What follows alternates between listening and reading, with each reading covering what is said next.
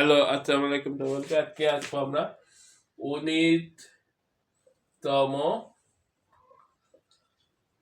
শিক্ষক নিবন্ধ নিবন্ধন 2026 school school one, school, college, মাদ্রাসা, কারিগরি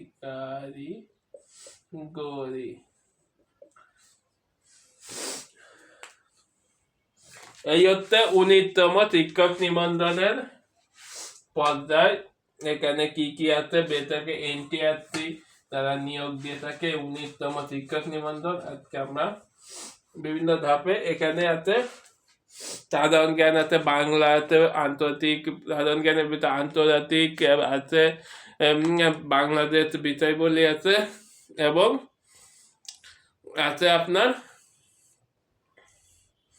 গণিত, জ্যামিতি, ভূগোল, সবগুলো একসাথে আমরা শিখবো। বাংলার ভিতরে আছে বাংলা এবং বাংলা সাহিত্য। বাংলার ভিতরে আছে সাহিত্য, একটাতে ব্যাকরণ,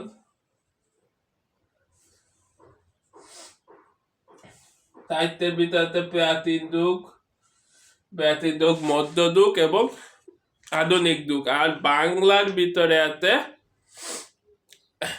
ব্যাকরণের ভিতরে কারক, নত্যবিধান, সত্যবিধান এবং ব্যাকরণের চারটা আলোচ্যবিধান আছে: শব্দ তত্ত্ব, পদতত্ত্ব, বাক্য তত্ত্ব, অর্থতত্ত্ব, রূপতত্ত্ব, ধ্বনি তত্ত্ব।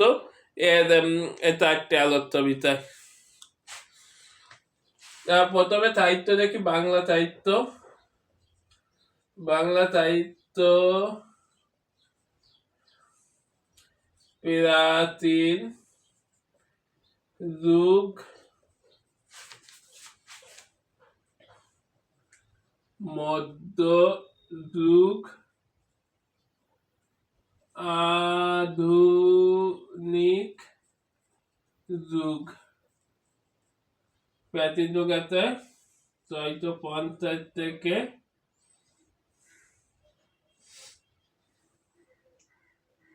1200, মধ্যযুগ আছে 1201 থেকে 1800, আধুনিক যুগ আছে 1801 থেকে বর্তমান।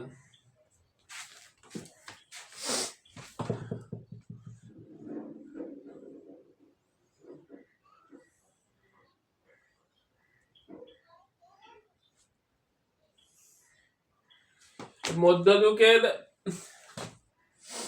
1200 থেকে 1350 এখানে অন্ধকার যুগ বলা হয়, কিন্তু অন্ধকার যুগেও বেশ কিছু নিদর্শন দেখতে পাই। চূর্ণ পুরাণ,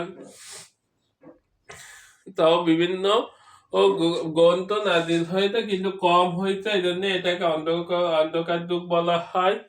আবার যুগচন্দ্রিকারে কবি মধ্যযুগ এবং আধুনিক যুগ মিলে যে যুগের কবিতা লিখতে তাকে যুগচন্দ্রিকারে কবিতা। এবং ঈশ্বরচন্দ্র গুপ্ত, রবীন্দ্রনাথ ঠাকুর এরা।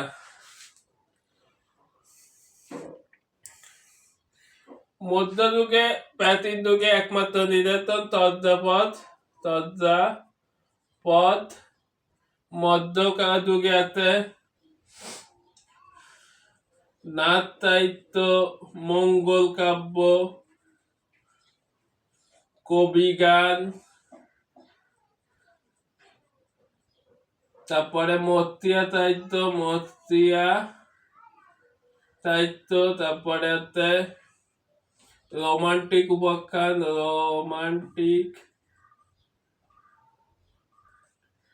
উপাখ্যান, তারপর আরকান সাহিত্য, আরকানে প্রথম মানুষকে নিয়ে কাব্য রচনা হয়। আর আধুনিক যুগে আছে গদ্য, পদ্য, নাটক, উপন্যাস, এইগুলা।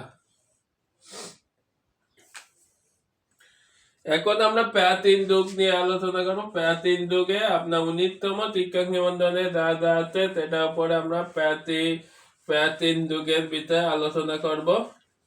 প্রাচীন যুগে হচ্ছে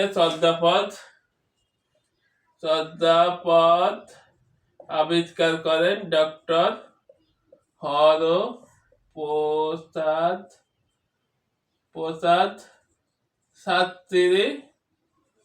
তিনি ঢাকা বিশ্ববিদ্যালয় বাংলা বিভাগের চেয়ারম্যান ছিলেন। তিনি 1907 সালে নেপালের রয়্যাল লাইব্রেরি থেকে তালপাতায় মোড়ানো এই চর্যাপদ আবিষ্কার করেন। কবি সংখ্যা 23 জন, মতান্তরে 24 জন, পদ সংখ্যাতে 51টি, কিন্তু পাওয়া গেছে 23টি।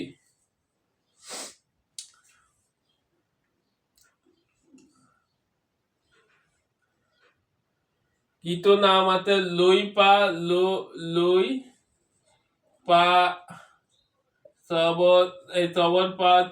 পা গুরু ছিলেন। প্রাচীন কবি লুই পা, তার গুরু তবর পা কুকুরিপা বুজুকুপা পা মানে পাদা নাম। বৌদ্ধ ধর্মের এটা প্রাচীন বৌদ্ধ ধর্মের নিধন। এর ভাষা হচ্ছে সান্ধ্য ভাষা বা আলো আধারি ভাষা। এটা 1916 সালে বঙ্গীয় সাহিত্য পরিষদে প্রকাশিত হয়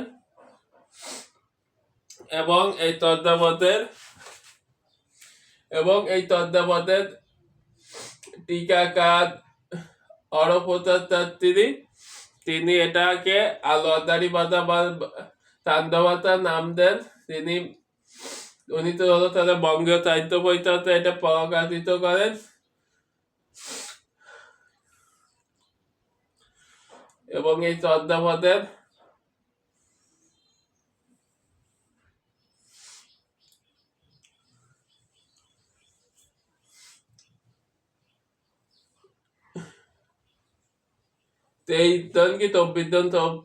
কবি 51টি, 23টি পাওয়া যায়। 1907 সালে তিনি 3বার নেপালে যান এবং এর আগে বিভিন্ন ভাষা পেলেও এই প্রথম বাংলা ভাষা একটা নিদর্শন তিনি পান। এই ছিল বাংলা সাহিত্যের প্রাচীন যুগ সম্পর্কে।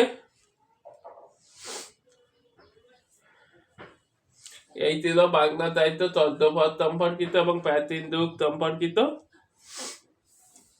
সবাইকে এই পর্যন্ত।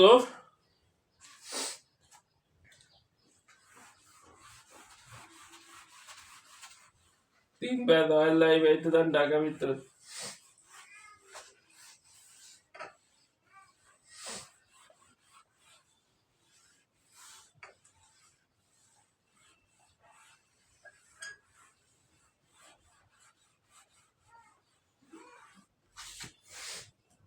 তিনবার লাইব্রেরিতে যান এবং ঢাকা বিশ্ববিদ্যালয়ে তিনি বাংলা বিভাগের চেয়ারম্যান ছিলেন।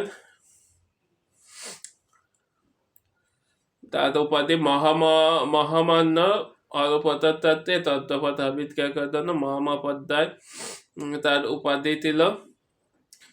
সবাইকে এ পর্যন্ত ধন্যবাদ। পরবর্তী ক্লাসে দেখা দেওয়ার জন্য এবং 19তম শিক্ষক নিবন্ধনের শিক্ষক পরবর্তী হতে আপনারা আমাদের ক্লাস নিয়মিত দেখার জন্য লাইক, কমেন্ট, সাবস্ক্রাইব এবং শেয়ারের মাধ্যমে অন্যকে ছড়িয়ে দেবেন। ধন্যবাদ সকলকে।